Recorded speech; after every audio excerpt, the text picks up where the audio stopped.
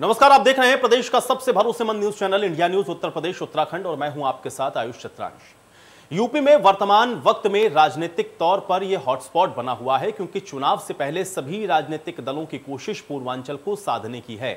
इसलिए जहां एक ओर बीजेपी पीएम मोदी को चुनावी मैदान में उतारकर पूर्वांचल को और मजबूत करने में लगी हुई है, तो फिर वहीं अब समाजवादी पार्टी ने भी पूर्वांचल में जनाधार बनाने के लिए राजभर को साइकिल पर सवार किया है। यानी कि 2022 के दंगल में फिलहाल ओम प्रकाश राजभर दांव पर दांव चल रहे हैं। अभी तक का अपडेट तो यही है कि ओम प्रकाश राजभर ने साथी के तौर पर साइकिल को पकड़ा है। अभी तक का अपडेट इसलिए क्योंकि ओम प्रकाश राजभर कब और कितना किसके साथ टिकेंगे ये कह पाना मुश्किल है।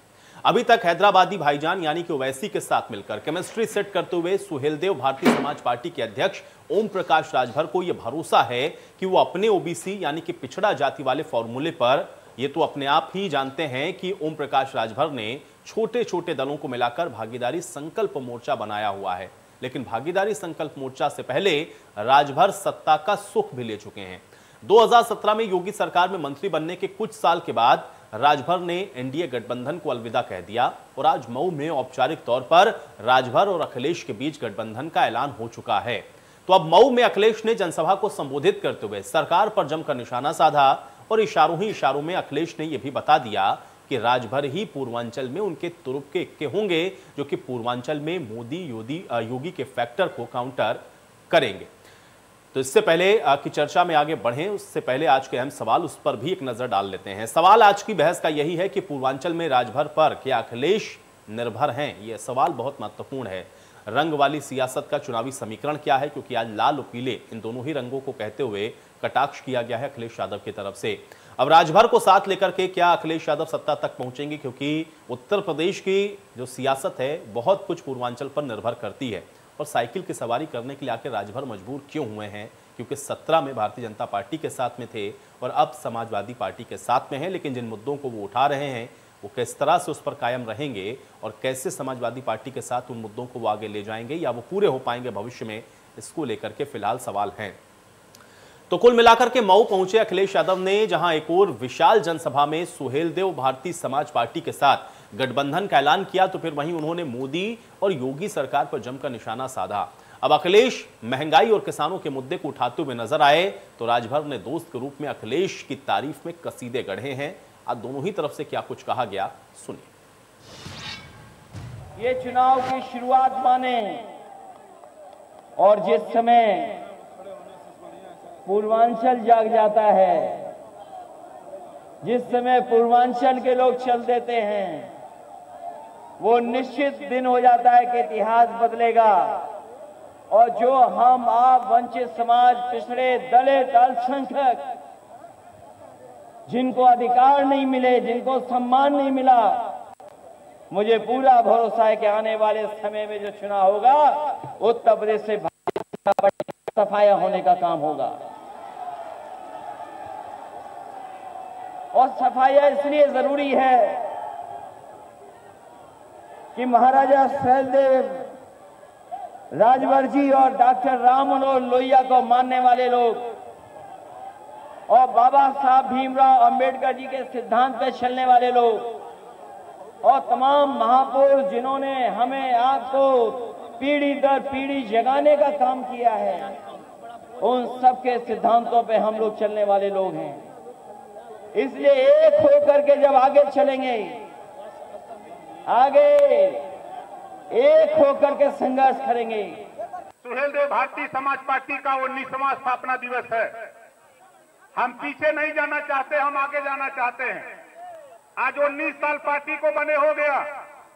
ऐ भारतीय समाज पार्टी के चाहने वाले लोगों, आज देखो तेरी ताकत, तेरी मेहनत के बल पे, तेरे मंच पे माननीय अखिलेश यादव जी, जो वर्तमान आने वाला कल हमारे मुख्यमंत्री जी को लेकर के आया हूं।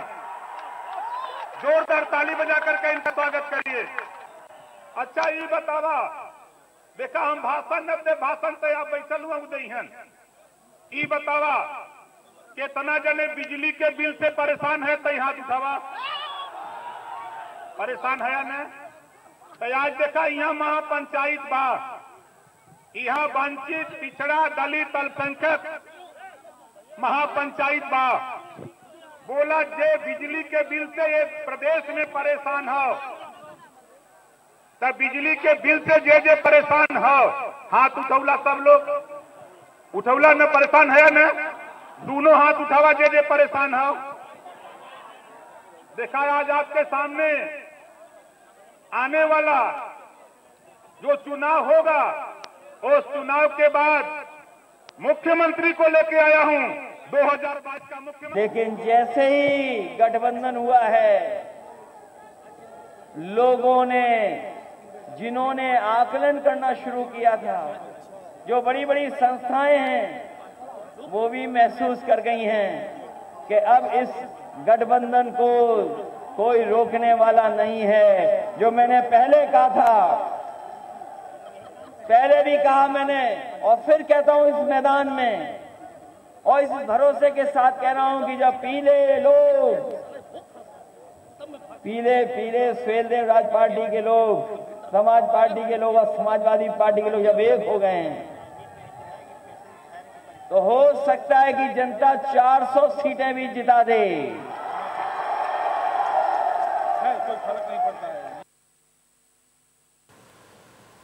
तो सुन रहे थे आप आज मऊ की रैली के अंदर जो बड़ी बातें कही गई वो हमने आपको सुनवाया है। एक तरफ तो ये गठबंधन इस बार उत्तर प्रदेश के अंदर जो सत्ता है उसमें आने वाला है और यहीं से आगाज हो गया है। 400 सीटें जीतेंगे अखिलेश यादव ने कहा। और इसके अलावा आप ओपी राजभर को भी सुन रहे थे, उन्होंने भी कहा कि मैं तो मुख्यमंत्री को साथ लेकर के आया हूं। तो कुल मिलाकर के अब पूर्वांचल की जो सियासत है वो बेहद दिलचस्प होती हुई नजर आ रही है। लेकिन इस गठबंधन से कितना उत्तर प्रदेश के चुनाव में असर पड़ेगा, जिस पर हम लोग चर्चा करते हैं। तमाम मेहमान मेरे साथ जुड़ गए हैं, पहले उनका परिचय मैं आपके साथ करवा देता हूं। विवेक साइलस जी हमारे साथ जुड़ चुके हैं, प्रवक्ता है समाजवादी पार्टी के। विवेक जी बहुत स्वागत है आपका इस चर्चा में। पुष्पेंद्र श्रीवास्तव जी हमारे साथ जुड़ रहे हैं, प्रवक्ता है आम आदमी पार्टी के। पुष्पेंद्र जी आपका भी स्वागत है इस चर्चा में। जैनेंद्र अरकवंशी जी हमारे साथ जुड़ रहे हैं, प्रवक्ता हैं एसबीएसपी के। जैनेंद्र अरकवंशी जी आपका भी स्वागत। और प्रियंक पांडे हमारे साथ जुड़ रहे हैं, प्रवक्ता हैं भारतीय जनता पार्टी के। प्रियंक पांडे जी आपका भी स्वागत है। विवेक जी, चर्चा की शुरुआत में आपसे ही करना चाहूंगा, क्योंकि अभी हम लोग अखिलेश यादव जी को भी सुन रहे थे, ओपी राजभर जी को भी सुना। ये गठबंधन ये तय कर चुका है कि अब उत्तर प्रदेश के अंदर समाजवादी पार्टी की सरकार आने वाली हो और इस गठबंधन के बनने के बाद ये आंकड़ा 400 तक भी पहुंच सकता है। इसको मैं कैसे देखूं, इसके क्या मायने समझे जाएं? आपका पहला रिएक्शन मैं इस पर चाहूंगा। देखिए आयुष जी, बहुत बहुत धन्यवाद। सबसे पहले तो मैं ये बोलूंगा, जैसे पश्चिम से हम शुरू करते हैं, पश्चिम में जो हालत भारतीय जनता पार्टी की है इस समय, जिस तरह से वहां लोग भारतीय जनता पार्टी से नाराज हैं, जिस तरह से भारतीय जनता पार्टी के चाहे वो छोटे नेता हों या विधायक हों या सांसद या मंत्री हों, जब वो गांव की तरफ बढ़ रहे हैं तो उनका किस तरह से जन आक्रोश का उनको सामना करने पड़ रहा है। पश्चिम की हालत तो हम देख रहे हैं कि वहां भारतीय जनता पार्टी को एक तरह से उत्तर प्रदेश की जनता ने, किसी पॉलिटिकल पार्टी ने नहीं, उत्तर प्रदेश की जनता ने उन पे नो एंट्री लगाई हुई है। ये सारे चैनलों ने कई बार दिखाया। अब आते हैं पूर्वांचल। देखिए पूर्वांचल एक बहुत महत्वपूर्ण हिस्सा है उत्तर प्रदेश का, और वो हमेशा पूर्वांचल ने, कोई भी सरकार हो आप देख लीजिए, पिछली कोई भी सरकार है देख लीजिए, पूर्वांचल का एक अहम रोल। और जिस तरह से आज चाहे वो गरीब हो, वंचित हो, दलित हो, पिछड़े हो, मजदूर हो, किसान हो, महिलाएं हो, युवा हो, शिक्षक हो, कारोबारी, अल्पसंख्यक हो, अल्पसंख्यक में सिर्फ मुसलमान भाई नहीं, आप ईसाइयों को देख लीजिए, आप सिखों को देख लीजिए, आप जैनियों को देख लीजिए, आप बुद्धिस्ट को देख लीजिए, कोई भी ऐसा वर्ग नहीं है जो भारतीय जनता पार्टी की सरकार से संतुष्ट है या खुश। आप लिए चाहे वो शिक्षा कितनी महंगी है सबके सामने है, बिजली कितनी महंगी है तो वैसे ही परेशान है, कितनी महंगी है, सब्जियां कितनी महंगी हो गई हैं, डीजल, पेट्रोल, एलपीजी कहां से कहां पहुंच गया है। और हिंदुस्तान पे जो 42 लाख करोड़ का कर्जा इस समय हो गया है वर्ल्ड बैंक और अन्य संस्थाओं का, वो लगातार हिंदुस्तान पे बोझ बढ़ाता जा रहा है। और भारतीय जनता पार्टी की सरकार इसको कंट्रोल करने में बिल्कुल सक्षम नहीं रही है। यही वजह है कि आज स्थिति हिंदुस्तान की पूरी, उत्तर प्रदेश की बुरी तरह से तहस नहस हो गई है। अब उत्तर प्रदेश में देख लीजिए, योगी जी आए थे, बोले थे 1 ट्रिलियन इकोनॉमी देंगे, 70 लाख नौकरी देंगे, मां गंगा की सफाई करेंगे, बुलेट ट्रेन लेकर आएंगे, स्मार्ट सिटी बनाएंगे, पता नहीं क्या क्या वादे किए थे। लेकिन क्या उसमें से कोई वादे पूरे होते हुए दिखाई दिए? आप तो कह रहे थे डीजल सस्ता कर देंगे, 35 रुपया किलो में आप घी बेचने निकले थे कि हम 35 रुपए किलो में देसी घी कर देंगे। ये आपके मैनिफेस्टो में था, ये समाजवादी पार्टी के मैनिफेस्टो में नहीं था। आज 550-600 रुपए किलो घी बिक रहा है। तेल 200 रुपए लीटर हो गया है, गैस 1000 रुपए की हो गई, डीजल 100 पहुंचने वाला है, पेट्रोल 100 पार कर चुका है। मैं उत्तर प्रदेश की बात करूं तो जनता जाए तो जाए कहां? व्यापार है नहीं, नौकरी है नहीं, बेरोजगारी लगातार बढ़ती जा रही है। पूरे हिंदुस्तान में सबसे ज्यादा बेरोजगार युवा, 2 करोड़ बेरोजगार हुआ आते अकेले उत्तर प्रदेश में। यह है per capita income Uttar Pradesh की सबसे कम है। यह भारतीय जनता पार्टी की सेंट्रल गवर्नमेंट की डाटा है। तो जनता जाए तो जाए कहां? और भारतीय जनता पार्टी के लोग कहते हैं, भारतीय जनता पार्टी के प्रदेश अध्यक्ष कहते हैं कि उत्तर प्रदेश में तो महंगाई नहीं है, उनको तो दिखता ही नहीं है कि महंगाई है। इनके मंत्री ने भी आगरा में कहा कि अभी डीजल और पेट्रोल के दाम तो और बढ़ने चाहिए। 95% जनता तो डीजल पेट्रोल यूज ही नहीं करती है, वो डीजल पेट्रोल भराती नहीं है। मध्य प्रदेश के इनके मंत्री कहते हैं कि अगर महंगाई ज्यादा लग रही है तो कपड़े पहनना छोड़ दो, गाड़ी पे चलना छोड़ दो, खाना खाना छोड़ दो, इस तरह की बातें करते हैं। तो देखिए, ये जो छलावे वाली राजनीति है, जो झूठ वाली राजनीति है, उसका पर्दाफाश हो चुका है। जिस तरह से सारी हकीकत को समझ चुकी है और आने वाले चुनाव में उत्तर प्रदेश की जनता इसको परिणाम में बदलने वाली। प्रियंक जी जवाब दें। देखिए, ऐसा है कि आज पूरा विपक्ष हताश, निराश और परेशान है। इनके पास कोई मुद्दा ही नहीं है। ये खाली मुद्दा विहीन बातों पे बात करते हैं और इनके चाहे जितने भी ये गठबंधन बना ले, चाहे ठगबंधन बना ले, चाहे जो बना ले, उससे कुछ होने वाला नहीं है। उत्तर प्रदेश में आज सुशासन का राज कायम है। आज उत्तर प्रदेश में विकास की गंगा बह रही है।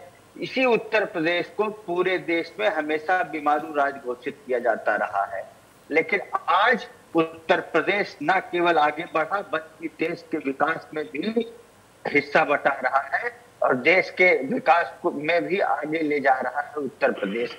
आज हम हर चीजों में, चाहे गन्ना उत्पादन हो, चाहे वो आलू उत्पादन हो, चाहे वह चीनी उत्पादन हो, चाहे आम हो, चाहे आंवला हो, सब में नंबर 1 है।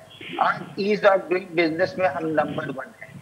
आज उत्तर प्रदेश में इंडस्ट्रियलाइजेशन के लिए लोग आ रहे हैं। केवल 259 लोग खाली गोरखपुर इंडस्ट्रियल एरिया में जमीन खरीदे उद्योगपतियों ने। तो आप ये समझिए कि आज यहाँ माहौल, पहले क्या था, यहाँ सिर्फ गुंडा राज था, राइफलें चमकती थी और उगाही होती थी, गुंडा माफिया हावी थे। आज कोई भी गुंडा सड़क पर नहीं दिखाई दे सकता। या तो सारे गुंडे जेल के सलाखों के पीछे हैं या प्रदेश छोड़ के भाग गए हैं।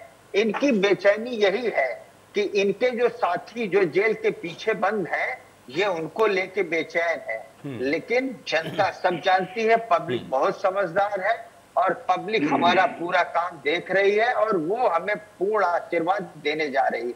और मैं आपको एक चीज बताना चाहता हूँ, आप गांव से लेके शहर तक कहीं भी जाइए, आपको हर जगह सर्वांगीण विकास मिलेगा। चाहे वो शौचालय हो, चाहे वो कॉलोनी हो, चाहे वो बैंक अकाउंट हो, चाहे वो मनरेगा के तहत काम हो, चाहे वो बिजली हो, चाहे वो गैस सिलेंडर हो, चाहे वह रोजगार हो, चाहे वो इंडस्ट्रियलाइजेशन हो, चाहे वो इंफ्रास्ट्रक्चर हो, चाहे चिकित्सा शिक्षा हो, चाहे जिस भी क्षेत्र में आप उठाकर देख लीजिए, पिछले 4.5 सालों में जितना काम उत्तर प्रदेश की सरकार ने माननीय योगी आदित्यनाथ जी के नेतृत्व में किया है, उतना कई दशकों में नहीं हुआ है। और जिसका असर है कि आज उत्तर प्रदेश लगातार आगे बढ़ रहा है और ये लोग वही प्रयास में है कि उत्तर प्रदेश को पुराना जंगल राज बनाया जाए। लेकिन जनता जनार्दन इनके नहीं, जनता जनार्दन तो देखिए दोनों तरफ से भाई। जो बात कह रहे थे विवेक साइलस जी, उनके लिए भी जनता वैसे ही है, वैसे ही आपके लिए। अब जनता आराम से अपने विवेक से फैसला करेगी, उसके लिए हम सब चुनावों का इंतजार कर रहे हैं। जैनेंद्र अरकवंशी जी, कैसे देखा जाए इस गठबंधन को? हालांकि कल भी मेरी आपसे साथ चर्चा हो रही थी, तब आपने कहा था कि इंतजार कर लीजिए मऊ की रैली का, लेकिन जब मैं बात करता हूं एसबी एसपी का, यानी कि संयुक्त भागीदारी जो संकल्प मोर्चा था, उसके जो आपके अलायंस थे वो नजर आज नहीं आए। भारतीय सुहेलदेव समाज पार्टी जरूर थे, ओम प्रकाश राजभर जरूर वहां पर दिखे। क्या एसबी एसपी का पूरा साथ नहीं है? देखिए आयुष भाई, एसबी एसपी का पूरा साथ है और कुछ जो अपनी मर्जी से अलग होना चाहते हैं, क्योंकि देखिए जब अलायंस होता है किसी एक गठबंधन का, तो वो सारी की सारी पार्टियां जो हमारे गठबंधन में है, जाहिर सी बात है कि सबकी जो कॉमन शर्तें थी वो सारी कॉमन सर्विस सपा के साथ नहीं फिट बैठ रही थी, तो जिनको अलग होना था वो अलग हो चुके हैं या अलग हो जाएंगे। एक दो दिन में वो अपनी बातें साफ कर देंगे, क्योंकि आज हमने घोषणा कर दी है कि हम सपा के साथ जा रहे हैं, सपा के साथ चुनावों में जाएंगे। अब मैं आता हूं, जो भाजपा के प्रवक्ता पीएम भाई हमारे बता रहे थे, उन्होंने बहुत सारी चीजें बताई कि सर्वांगीण विकास हो रहा है। मैं उसमें से 3 ही आज पॉइंट बताऊंगा, क्योंकि आप मुझे ज्यादा समय नहीं देते हैं, जितनी इन्होंने बता दी उसे आंकड़ों के साथ मैं बताता हूँ। देखिए, अब तो मुझे दोनों में डिवाइड करना पड़ेगा ना भाई। देखिए, विवेक साइलेंस जी भी और आप लोग एक ही बात तो कहेंगे। नहीं, मैं आंकड़ों के साथ वही बात इनको बता देता हूँ कि 2017 में जो टोटल आईपीसी के तहत दर्ज मुकदमे थे, वो एफआईआर वगैरह थी, वो थी 3,10,084 और 2019 में थी 3,59,131। इसमें मैंने कोई डिस्क्रिमिनेट नहीं किया है कि ये बलात्कार, इतनी हत्या, इतनी लूट, इतनी डकैती। ये कंबाइंड सारा डेटा है जो आईपीसी के तहत रजिस्टर हुआ है। तो ये अपराध बढ़ा है। दूसरा, इन्होंने बोला कि स्वास्थ्य के बारे में बोला, चिकित्सा के बारे में बोला। कल प्रधानमंत्री जी भी बोल रहे थे और कल शायद मुख्यमंत्री जी ने भी ट्वीट किया। मैं जानना चाहता हूं कि उत्तर प्रदेश में आखिर कितने मेडिकल कॉलेज हैं, क्योंकि मैं बता देता हूं। इनका कहना था, इनका दावा था कि हमने 33 खोल दिए, कभी ये बोलते हैं 30 खोल दिए हमने मेडिकल कॉलेज, कभी बोलते हैं कि उत्तर प्रदेश में तो 12 मेडिकल कॉलेज थे। मैं आपको 2 आंकड़े बताता हूं और दोनों सरकारी आंकड़े हैं। 22 जुलाई में यूपी उत्तर प्रदेश चिकित्सा शिक्षा और प्रशिक्षण निदेशालय का आंकड़ा है, 2017 तक उत्तर प्रदेश में 41 सरकारी और 24 प्राइवेट कॉलेज थे, मेडिकल कॉलेज थे। और 2 फरवरी 2021 में लोकसभा में स्वास्थ्य परिवार कल्याण मंत्रालय राज्य मंत्री अश्विनी चौबे जी के अनुसार उत्तर प्रदेश में 57 मेडिकल कॉलेज थे। तो आप बताइए, 64 से 57 रह गए, ये कम हुए या ज्यादा हुए? कहां गए ये मेडिकल कॉलेज?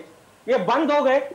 और दूसरी चीज, इन्होंने जो एक और आंकड़ा बताया रोजगार का, ये मैं बार बार बता चुका हूं कि जो 4.5 लाख का दावा करते हैं रोजगार दिए, वो मैं बता चुका हूं। 1,37,000 शिक्षक सुप्रीम कोर्ट के कहने पे हटाए गए थे, बर्खास्त किए गए थे, उन्हीं को सुप्रीम कोर्ट के कहने पे भर्ती किया 1,37,000 शिक्षकों को। तो ये हो गए, यानी कि कोई नया पद सृजन नहीं हुआ। दूसरा जो था वो था 2,73,000 जो संविदा कर्मी थे, उनको आउटसोर्सिंग में लगा दिया गया, यानी एक जगह से हटा के दूसरी जगह डाल दिया, कोई नया पद सृजन नहीं हुआ।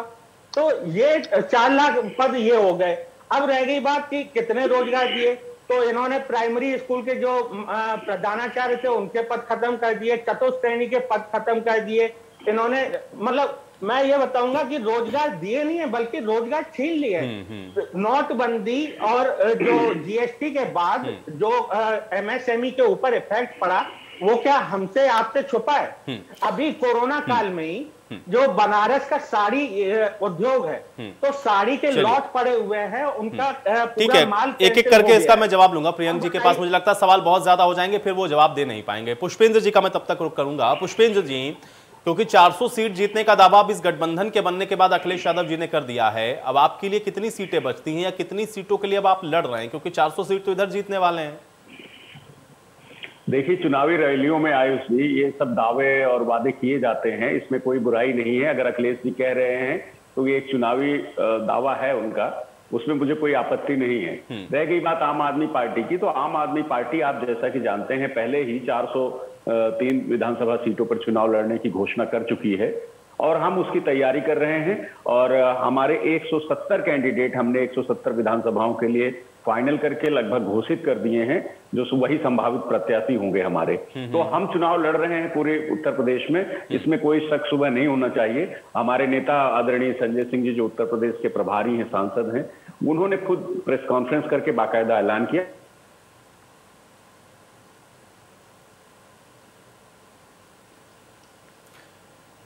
चलिए पुष्पेंद्र जी, कुछ तकनीकी समस्या, आपकी ऑडियो मुझ तक नहीं आ रही है, लेकिन मैं प्रियंक जी का तब तक रुक करता हूं। प्रियंक जी जवाब दें, चूंकि आप जो बात कह रहे हैं उसका जवाब उधर से ये है कि इन मुद्दों में से तो एक भी ऐसा नहीं है जिसपे आप खरे उतरे हो या फिर जो काम आपने करके जनता तक डिलीवर कर दिया हो। आप जो बात कह रहे हैं वो आंकड़ों के साथ उसको डिनाई करते हुए यहाँ पे जैन जी ने कहा। मैं चाह रहा हूँ उसका जवाब दें। देखिए ऐसा है देखिए आयुष जी, मैं आपको समय दीजिए, मेरी बात पूरी नहीं हो पाई। अब चलिए प्रियंक जी एक सेकंड देखिए, पुष्पेंद्र जी का कनेक्शन मुझसे टूट गया था, एक बार उनकी बात कंप्लीट हो जाने दे, मैं आता हूं आपके पास। पहले पुष्पेंद्र जी। हाँ पुष्पेंद्र जी, मैं ये कह रहा था सर कि हमारी पार्टी ने घोषित कर दिया, हम 400 सीटों पर तैयारी कर रहे हैं, पूरी चुनाव के 170 सीटें हमने घोषित कर दी है। हम उस पर लड़ने के लिए हमारा जो कार्यक्रम पार्टी का है हम उसको लेकर के जा रहे हैं। उत्तर प्रदेश में हमारा पहला वादा था, जो हमारे डिप्टी सीएम दिल्ली के मनीष सिसोदिया जी ने, जिसकी आकर के बाकायदा यूपी में घोषणा की कि हम 300 यूनिट बिजली हर बिजली कनेक्शन पे हर परिवार को देंगे फ्री, और वो उसके बाद किसानों की बिजली, जो किसान एग्रीकल्चर के लिए जो यूज करते हैं उनकी बिजली बिल्कुल मुफ्त होगी, 24 घंटे बिजली देंगे। और जो अनाप शनाप बिल योगी सरकार के राज में लोगों के यहाँ बिल आए हुए हैं बिजली के, उन सारे बिलों को फाड़ करके रद्दी की टोकरी में डाल के सारे बिलों को आम आदमी पार्टी माफ कर देगी। तो ये हमारा जो पहला वादा था, उसी को लेकर के हमारे प्रत्याशी या जो संभावित प्रत्याशी हैं वो घर घर जा रहे हैं और चुनाव प्रचार में लगे हुए हैं। हम लोगों को बता रहे हैं कि किस तरह से योगी सरकार ने पिछले 4.5 साल में अभी हमारे नहीं पुष्पेंद्र जी, यही तो सवाल है ना, इसीलिए मैंने आपसे सवाल ये पूछा कि भाई देखिए, दूसरी तरफ जब गठबंधन हो रहे हैं, एक पार्टी ऐसी जो कि सत्ता के अंदर रही है, वो गठबंधन करके ये कह रही है कि हम 400 सीट को अब इस बार जीतने वाले हैं या उसके आसपास तो रहेंगे, उनका ये दावा है। पोस्टर भी आपने देखा अखिलेश यादव जी के लगे हुए हैं लखनऊ में कि मैं आ रहा हूं। आपके लिए उसमें फिर विकल्प बचता क्या है? और आप कह रहे हैं कि आप जब सत्ता में आएंगे तब आप लोगों को ये पहुंचा पाएंगे। अब जनता अगर उधर जा रही है या वो इतने आश्वस्त हैं, तो आपके लिए स्पेस कहां है? मैं ये समझना चाह रहा हूं जी। इसको आप इस तरह से समझिए कि जब हमारी पार्टी नई बनी थी, थोड़ा सा आप 5 सेकंड दीजिए मुझे, जब हमारी पार्टी नई बनी थी 2013 में, तब भी लोगों ने हमें दिल्ली में ये कहा था कि इनके पास तो कोई वोट शेयर नहीं है, इनके पास तो कार्यकर्ता नहीं, इनके पास तो चुनाव लड़ने के लिए लोग नहीं है, कैसे लड़ेंगे और इनको कौन वोट देगा। मैं आपको बताता हूं, आप इतिहास देख लीजिए, दिल्ली में 2013 में भी हम 28 सीट जीते और सरकार बनाई। 2015 में हमने इतिहास रचा, 67 सीटें जीती, और इसी भारतीय जनता पार्टी को और इसी कांग्रेस पार्टी को ऐसी धूल चटाई कि आज तक वो कांग्रेस तो वापसी नहीं कर पाई, 0 पे है, 2020 के चुनाव में भी 0 पे है, और भारतीय जनता पार्टी आज भी तरस रही है विधानसभा में दहाई का आंकड़ा पार करने को। तो ऐसा नहीं है, ये कहना बहुत बेतुका होगा कि आम आदमी पार्टी के लिए उत्तर प्रदेश में स्पेस नहीं है। आप देखिएगा, ये जिस तरह से यहाँ पे जातिवाद की, परिवारवाद की और धार्मिक उन्माद भड़का करके उस पर राजनीति होती है, उसको अभी उत्तर प्रदेश की जनता भूल गई है। वो अपने मुद्दों पे बात कर रही है, अपनी बिजली पे, अपनी नहीं बहुत अच्छा है पुष्पेंद्र जी, अगर आप ये जाति पाति या इन सारी चीजों को तोड़ दें, लेकिन उत्तर प्रदेश की ये बड़ी कड़वी सच्चाई है, ये बहुत कड़वी सच्चाई है, बहुत अच्छी बात है आप अगर उसको तोड़ पाए। विवेक जी, 400 का जो आंकड़ा आप लोगों ने दिया या फिर अखिलेश यादव जी जो बात कह रहे हैं, ये 400 कैसे होगा, इसको थोड़ा समझाइए। देखिए, जिस तरह से उत्तर प्रदेश में समाजवादी पार्टी को अभूतपूर्व समर्थन मिल रहा है, जिस तरह से जनता उत्साहित है, हमको लगता है कि हम बहुत बड़ी मार्जिन से जीतने वाले। और जैसे भारतीय जनता पार्टी के प्रदेश अध्यक्ष स्वतंत्र देव सिंह ने बात की, वही तरह भारतीय जनता पार्टी के प्रवक्ता जो हमारे साथ बैठे हैं प्रियंक पांडे जी, बिल्कुल वही बात उन्होंने की। महंगाई इनको मुद्दा नहीं लगता। ये कह रहे थे अभी आयुष जी कि विपक्ष के पास मुद्दे नहीं, बुआ जी के लिए सीट नहीं छोड़ेंगे लग रहा है इस बार। ये 400 पूरा 403 में 400 ये ले जाएंगे, बुआ जी इसको नहीं पाएंगे। नहीं साइला जी की बात को सुन ले। बेरोजगारी मुद्दा नहीं लगता है। पांडे जी रुक गई, बोल लेने। पांडे जी ऐसी डिबेट में करता है, आपको महंगाई मुद्दा नहीं लगता है तो ना लगे। बेरोजगारी मुद्दा आपको नहीं लगता है, भ्रष्टाचार मुद्दा आपको नहीं लगता है। 59,000 शिक्षकों में आपने भ्रष्टाचार किया। कोरोना काल में, अरे यार पांडे चुप हो जाओ ना, बोलने दो भाई। आप बोल रहे थे, मैं एक शब्द बोला। भ्रष्टाचार की बात करोगे, शांत हो जाओ ना पांडे। पांडे सुन लीजिए, आप भ्रष्टाचार की बात तो ना ही करिए। भ्रष्टाचार की बात सिर्फ भारतीय जनता पार्टी के लिए छोड़ दीजिए, क्योंकि भारतीय जनता पार्टी भ्रष्टाचार करने में माहिर है। भ्रष्टाचार की बात आप लोग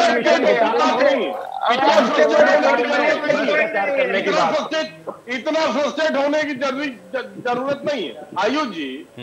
जो लोग शमशान में दलाली खा जाए, जो लोग कुंभ मेले में दलाली कर रहे हैं, जो बच्चों की नमक रोटी मिड डे मील में उनको नमक रोटी और मिर्चा खिला के भ्रष्टाचार कर जाए, 59,000 शिक्षक में कर जाए, कोरोना काल में पीपीई किट, ऑक्सीजन सिलेंडर और दवाई में कर जाए, उनसे बड़ा जल्लाद कौन हो सकता है? उनसे बड़ा भ्रष्टाचारी कौन हो सकता है? और अगर हम भ्रष्टाचारी थे तो 5 साल क्या बैठे थे चूड़ी पहन के? क्यों नहीं इंक्वायरी की? क्यों नहीं की? हिम्मत थी तो करते। लगातार जांच हो रही, चिंता न करिए, चिंता न करिए, आपके लिए इंतजार कर रहे हैं। चुप कर पाए, बैठ के सुर्ती मर रहे थे, बैठ के सुर्ती मर रहे थे पाणे जी, सुर्ती मरने वाला सुर्ती मर रहे थे बैठ के। आप डालूंगा, आपको डालूंगा, आप लोग को जेल में डालेंगे हम लोग। अब पहले महीने में डालेंगे आप लोग को अंदर। आप लोगों ने जो जो भ्रष्टाचार किया है खींच के लेके जाएंगे जेल के अंदर। भ्रष्टाचारी आप है। पिछली बार वो करने के लिए पिछली बार हाथी को भी खिंचवा कर फेंक रहे थे। 4 साल ध्यान लेके आ जाएंगे, भ्रष्टाचार मिटा देंगे, डीजल 10 रुपया कर देंगे, पेट्रोल 25 रुपया कर देंगे। आपको आज आपके भाई लोग सब अंदर है। अरे हजम आप लोग को नहीं हो रहा है।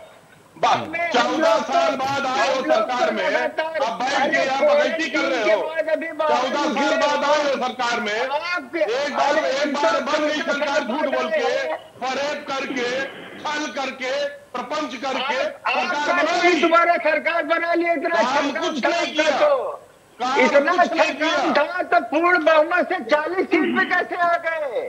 अरे 4 सीट नहीं मिलेंगी तुमको।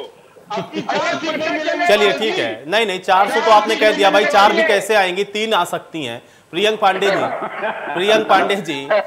पांडे जी, लेकिन ये सवाल तो है भाई, महंगाई को लेकर के आप कैसे काउंटर करेंगे, तो बड़ा सवाल है। कहते हैं महंगाई है ही नहीं। चलिए प्रियंक जी से आप जवाब ले लेते हैं। साइलस जी प्रियंक जी से जवाब लेते हैं। प्रियंक जी, महंगाई मुद्दा है कि नहीं है? प्रियंक पांडे जी, प्रियंक जी, महंगाई मुद्दा है कि नहीं है? प्रियंक जी, महंगाई मुद्दा है कि नहीं भाई? ठीक है, चलिए ठीक है, हो गया, आरोप प्रत्यारोप हो गया, मुद्दों पर बात कर लें। प्रियंक जी, मुद्दों पर बात करते हैं ना, जनता इन मुद्दों को ही सुनना चाहती है और उसका जवाब जानना चाहती है। प्रियंक जी,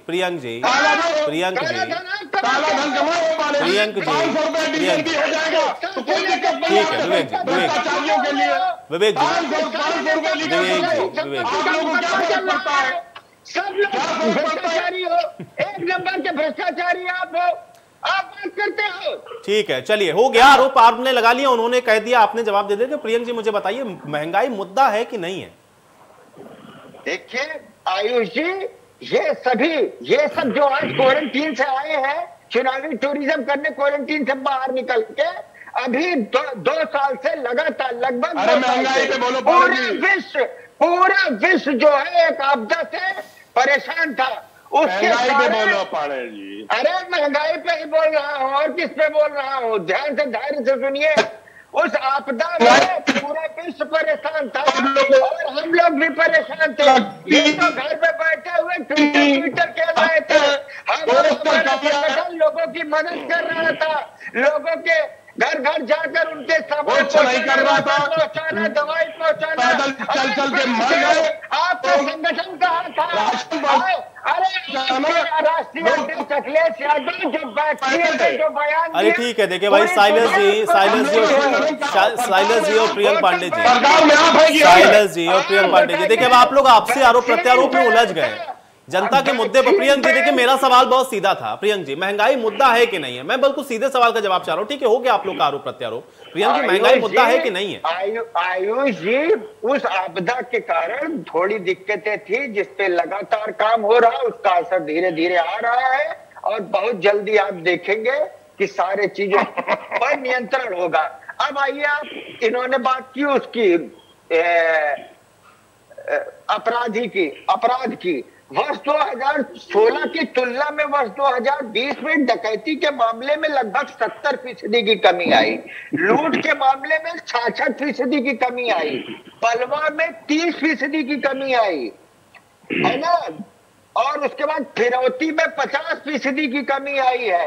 दहेज हत्या और बलात्कार में लगभग 50% की कमी आई है।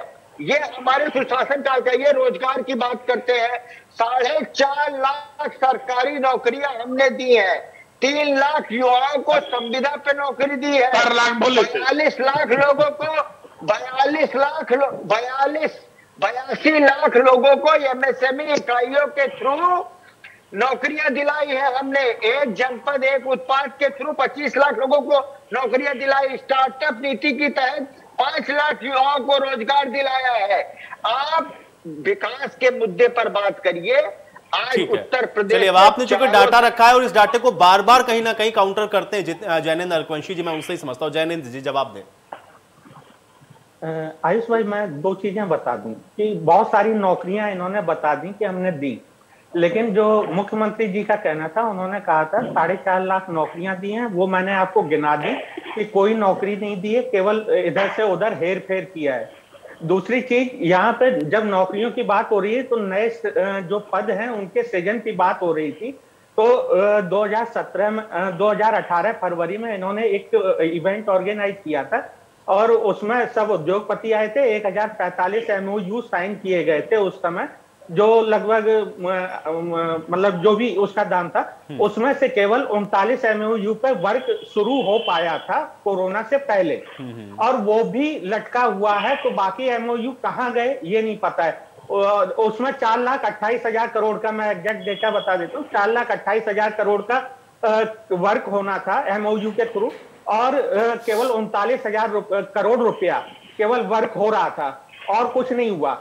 दूसरी चीज मैं बताना चाहूंगा, आप इतनी नौकरियां और ये सब गिना रहे हैं, मैं आपको बता देता हूं महंगाई मुद्दा है या नहीं है, क्योंकि प्रियंक भाई ने नहीं बताया तो मैं बता देता हूं। आप डेली सुबह से शाम तक आपके और सारे चैनलों पे एक विज्ञापन आता है कि मनरेगा में हमने इतने लोग जोड़ दिए। ये मनरेगा में क्यों जुड़ रहे हैं? क्योंकि रोजगार नहीं मिल रहा है उनको। क्यों जुड़ रहे हैं मनरेगा में? मैं जानना चाहता हूं। 202 रुपए प्रतिदिन और 200 दिन की केवल गारंटी। पुरानी सरकारों, वो क्यों जुड़ रहे हैं? वो देखिए प्रियंक भाई, मैंने आपके बीच में नहीं बोला था, कृपया संयम रखिए। मेरे बात बोल लीजिएगा प्रियंक भाई, दीजिएगा, ठीक है? ये मनरेगा में क्यों जुड़ रहे हैं मैं बता देता हूँ। मनरेगा में इस वजह से जुड़ रहे हैं क्योंकि नए रोजगार सृजन नहीं हो पा रहे हैं, और जो युवा है वो पढ़ाई करके निकलते जा रहे हैं, तो डिग्रीधारी लोग भी मनरेगा में जोड़े जा रहे हैं। तो ये हालत हो गई है। दूसरी चीज कि सरकार डेली आपको बताती है हम इतने लोगों को अन्न दे रहे हैं, खाद्य दे रहे हैं, मतलब 5 किलो जो चावल या पश्चिम में गेहूं वगैरह दे रहे हैं, केवल वही दे रहे हैं और कुछ नहीं दे रहे हैं। तो हमने इतने लोगों को, मैं एग्जैक्ट डेटा बताता हूं, आप हैरान रह जाएंगे। 3 करोड़ 60 लाख 12,758 लोगों के राशन कार्ड बने और टोटल 14 करोड़ 81 लाख लोग लाभार्थी हैं। 22 करोड़ की जनता में से 15 करोड़ लोग लाभार्थी। अब सोचिए, ये मतलब महंगाई है तभी तो ये लोग गरीबी रेखा के नीचे खिसक आए हैं। लोग ये क्यों खिसक आए हैं गरीबी रेखा के नीचे? क्यों ये लोग अपने लिए भोजन नहीं जुटा सकते हैं 2 समय का? मैं आपसे जानना चाहता हूं, आपके माध्यम से भाजपा। ठीक है प्रियंक जी, इसका जवाब देंगे। प्रियंक जी स्पेसिफिक इसका जवाब देंगे कि उससे पहले पुष्पेंद्र, ये शर्म की बात है कि मनरेगा जैसी योजना। नहीं, एक सेकंड, पहले पुष्पेंद्र जी का एक रिएक्शन आ जाता है, फिर मैं आपके पास आता हूं। ठीक है जैनेंद्र जी, आयुष जी, पुष्पेंद्र जी पुरानी प्रियंक जी मैं आ रहा हूं अभी आपके पास। पहले प्रियंक जी, पुष्पेंद्र जी। आयुष जी, अभी हमारे भाजपा के प्रवक्ता साथी बड़े दावे से कह रहे थे कि कोरोना काल में बड़ा इन्होंने कंट्रोल किया, बड़ा अच्छे से उसको हैंडल किया। आपको याद होगा कि इसी लखनऊ में एक चिता पर कई लाशें जलाई जा रही थी, और उस श्मशान घाट को ढकने के लिए बाकायदा प्लास्टिक और लोहे की चादरों से उसको ढका जा रहा था ताकि लोग बाहर ना देखें और ये मैसेज बाहर ना जाए। मां गंगा के आंचल में किस तरह से लाशें तैर रही थी और किस तरह से छत बिछत हो रही थी, और उनको किस तरह से चील कौए नोच करके उसकी दुर्दशा कर रहे थे। इस अमानवीयता को भारतीय जनता पार्टी को कभी दिखाई नहीं दिया, उसको उन्होंने कभी देखा नहीं, ऐसा लगता है, तभी ये इस तरह की बात कर रहे हैं। दूसरी बात मैं आपको बता दूं कि जब लोगों को ऑक्सीजन की जरूरत थी, उनकी सांस धीमी हो रही थी, लोग अपने परिजनों को खो रहे थे, अपनों को खो रहे थे, उस समय योगी सरकार ने एक फरमान जारी कर दिया कि अगर आपको एडमिट होना है हॉस्पिटल में तो सीएमओ से परमिशन लेके आइए, उनसे लिखवा के लेके आइए। बताइए, एक सांस के लिए आदमी तड़प रहा है और आप एक ऐसी नई शर्त लाद रहे हैं कि आप सीएमओ से परमिशन लेके आइए। ऑक्सीजन तक नहीं थे अस्पतालों में, किस तरह से हाहाकार मचा हुआ था उत्तर प्रदेश के लोगों ने देखा। और ऐसे समय में आम आदमी पार्टी में हमारे नेता आदरणीय संजय सिंह जी ने ऑटो में बाकायदा ऑक्सीजन वाली ऑटो चलवाई और उसके माध्यम से लोगों की मदद करने की कोशिश की, तो इसी योगी सरकार ने क्या किया, उन ऑटोज को जब्त कर लिया, ऑक्सीजन सिलेंडर्स को जब्त कर लिया, और तो और जो हमारे साथी जो उस ऑटो को चला रहे थे उनको उठा करके हिरासत में, जेल में तक में डाल दिया। तो ये इस तरह से इन्होंने कोरोना का प्रबंधन किया। और सुनिए, मैं आपको 5 सेकंड में बताता हूं कि हम सब ने बचपन में एक कहानी पढ़ी थी देवव्रत और सिद्धार्थ की, जिसमें देवव्रत जी एक हंस को मारते हैं और सिद्धार्थ उसको बचा लेते हैं। तो बात यहां पे आती है कि उस पर अधिकार किसका है। तो तय ये होता है कि मारने वाले से बचा हमेशा जो है वो बचाने वाला बड़ा होता है। तो अब ये उत्तर प्रदेश की जनता तय करेगी कि उसे भारतीय जनता पार्टी की योगी सरकार जो लोगों को मारने में लगी थी वो चाहिए, या आम आदमी पार्टी के नेता संजय सिंह जिस तरह से काम कर रहे थे, लोगों की जान बचा रहे थे, वो चाहिए। ये उत्तर प्रदेश की जनता तय करेगी। और जहां तक ये बात कर रहे हैं लॉ एंड ऑर्डर की, तो आपने खुद देखा होगा एटा में एक दलित बेटी के साथ दुराचार करके किस तरह से उसको रात को बिना उसके परिजनों को बताए उसको पेट्रोल डाल करके पुलिस वाले जला देते हैं। ये वही योगी सरकार है। ये इसी योगी सरकार के समय में हुआ जब यहाँ पे इंद्रकांत त्रिपाठी हमीरपुर में एक उसकी हत्या कर दी जाती है व्यापारी की, और उसके हत्या के आरोप में वहां का एसपी फरार है, आज भी फरार है। लोगों ने सुना था कि चोर डाकू फरार हो जाते हैं अपना कत्ल करके, जुर्म करके। उत्तर चलिए ठीक है, प्रियंक जी जवाब देंगे आप इसका। प्रियंक जी, पुलिस फरार है। ठीक है, चलिए प्रियंक जी। आयुष जी, लगभग उत्तर प्रदेश की आबादी 24 करोड़ है। हमारे यहाँ केस कुल थे 1,68,00,000। हमारे यहाँ डेथ का जो रेशियो था वो लगभग 22,000 था, और रिकवरी रेट हमारी 98.6%। झूठे आंकड़े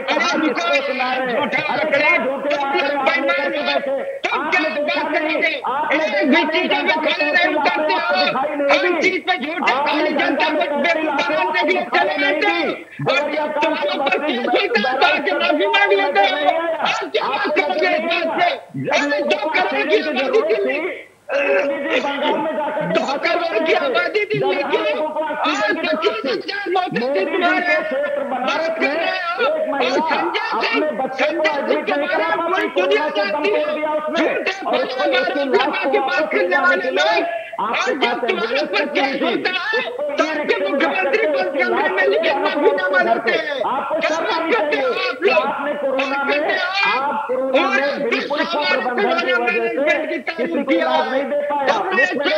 कोरोना में कुछ नहीं किया, सब झूठी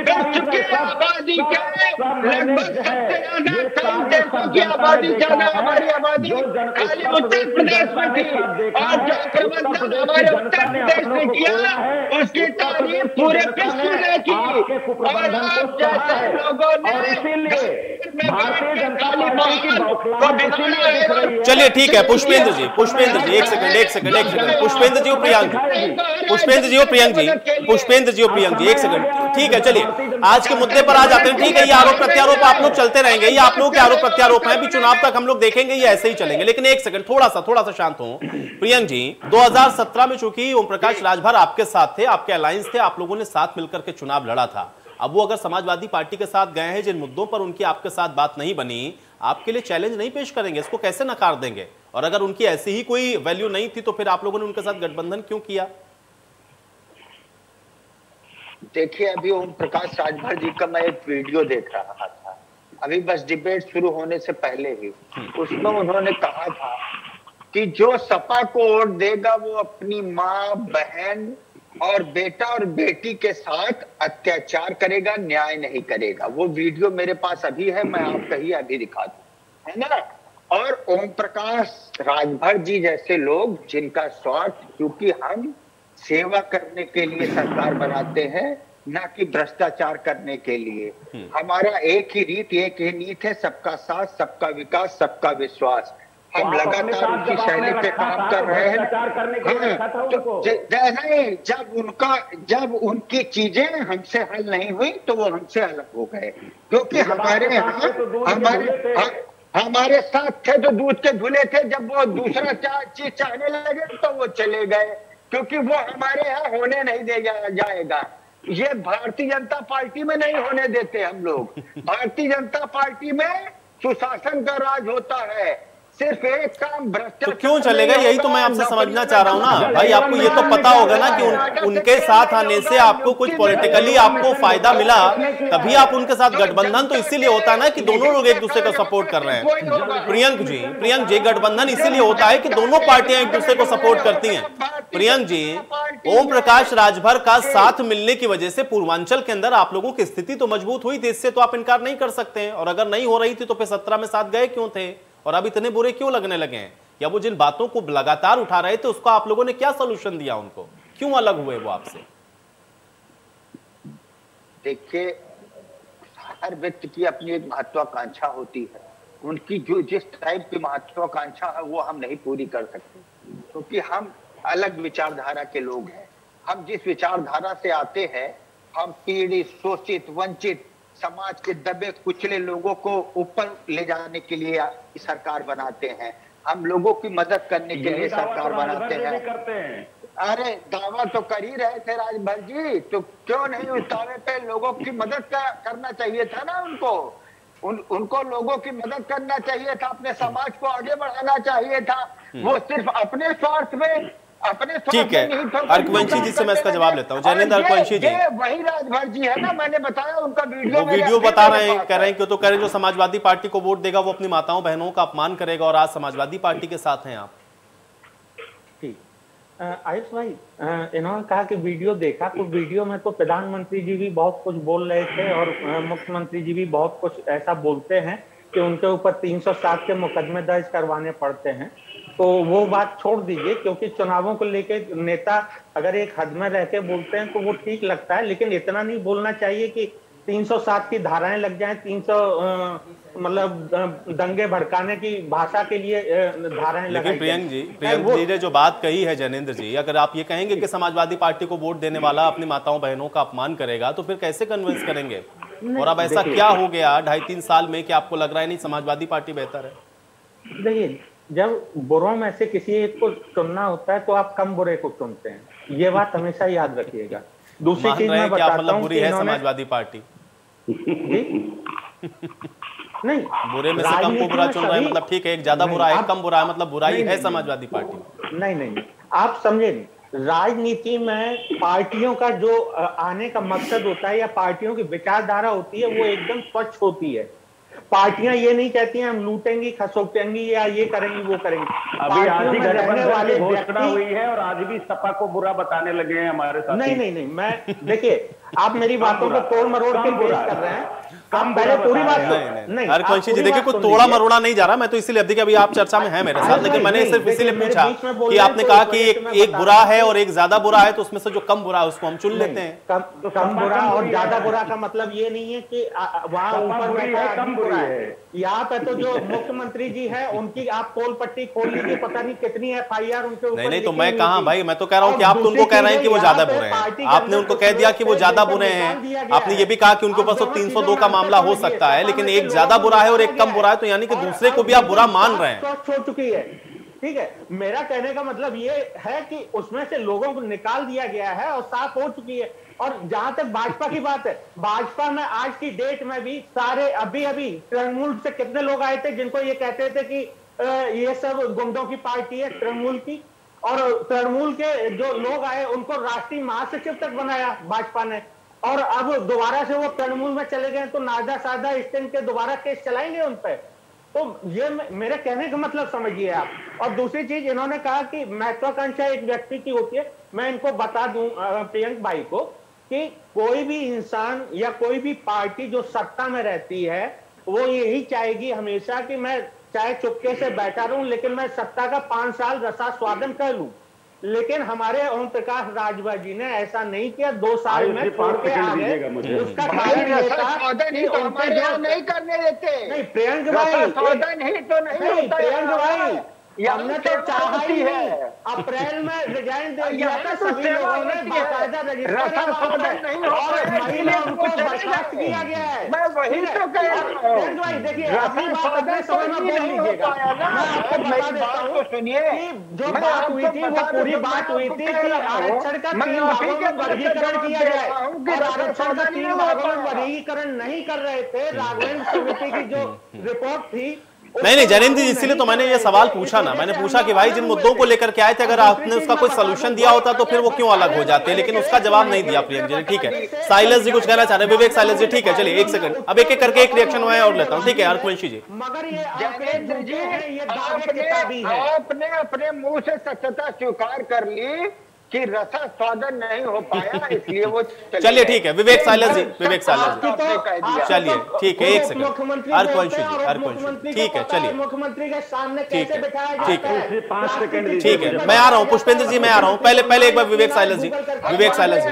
ठीक है ठीक है, प्रियंक जी और जैनेंद्र जी, प्रियंक जी और जैनेंद्र जी, दोनों लोग थोड़ा सा शांत हो जाए भाई, और लोग को भी बोल लेने दे, थोड़ा एक एक कमेंट और हो जाए भाई। ठीक है जैनेंद्र जी, जैनेंद्र जी, जैनेंद्र जी, जैनेंद्र जी, ठीक है ठीक है, प्रियंक जी, ठीक है ठीक है ठीक है ठीक है ठीक है ठीक है 1 सेकंड, हरकुवंशी जी, ठीक है। क्या भ्रष्टाचार थे, वित्तीय सलाहकार आपके विजय सिंह भ्रष्टाचार में फंसे थे, दान घोटाला था, गोरखपुर सोलर लाइट घोटाला था, 50 करोड़ का पीडब्ल्यूडी घोटाला था, जल जीवन मिशन घोटाला था, जीडीए का 572 करोड़ का घोटाला था, 100 करोड़ का जीडीएफ का घोटाला था। नहीं ठीक है, चलिए ठीक है चलिए, ये लिस्ट पहले भी दे चुके हैं हरकुवंशी जी आप। ठीक है चलिए, ठीक है प्रियंक जी तो बिल्कुल वैसे ही है ना जैसे भी समाजवादी पार्टी कह रही थी, आप उनके ऊपर भ्रष्टाचार के आरोप लगा रहे हैं। भाई एक को भी आपने भी साबित नहीं किया, एक भी आप भी साबित नहीं कर पाए। ये आरोप लगते हैं पॉलिटिकली, मैं देखता हूँ ये आरोप लगते रहते हैं, सब लगाएंगे एक दूसरे के ऊपर। ठीक है प्रियंक जी, ठीक है प्रियंक जी और जैनेंद्र